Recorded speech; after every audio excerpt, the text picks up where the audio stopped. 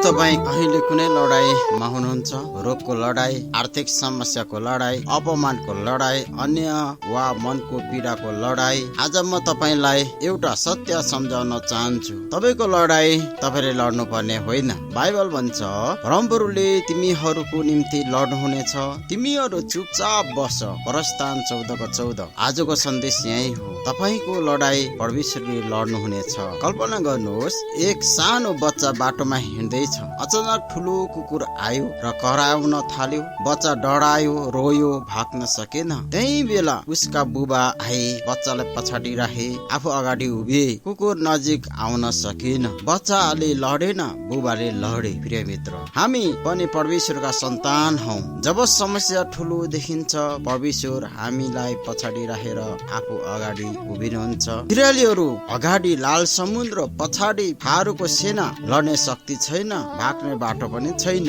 अब के गर्ने त? तर परमेश्वर भन्छन्, नडराऊ, शान्त बस, मेरो उद्धार हेर। परमेश्वरले लाल समुद्र 2 भाग गर्नुभयो। इजरायलीहरूलाई सुक्खा जमिनमा पार गराए। शत्रुहरू अर्थात फारोका सेनाहरू त्यही लाल समुद्रमा नष्ट परमप्रभुले गर्नुभयो। लडाई परमेश्वरले लड्नु भयो। आमेन। सायद आज तपाईँ एक्लै रोइरहनु भएको छ, समाधान नदेखेर डराइरहनु भएको छ। अब के गर्ने भन्दै हुनुहुन्छ। परमेश्वर तपाईलाई भन्नुहुन्छ, म तिम्रो लडाई लड्छु। तपाईको काम भरोसा गर्नु, परमप्रभुमा प्रार्थना गर्नु, धैर्य गर्नु। आज नै आफ्नो लडाई परमेश्वरलाई सम्पन्नुहोस्। आफ्नो बोझ उहाँको हातमा राख्नुहोस्, किनकि तपाईको लडाई परमेश्वरले लड्नुहुनेछ। यदि यो सन्देशले तपाईको मन छोयो भने लाइक गर्नुहोस्, कमेन्ट गर्नुहोस्। तपाईँ कुन लडाई लड्दैनु भो, तपाईँ कुन लडाई लड्नुभयो, परमप्रभुको हातमा सम्पन्न भयो र परमप्रभुले तपाईँलाई विजय दिनुभयो, वा अहिले कुन लडाई लड्दै हुनुहुन्छ,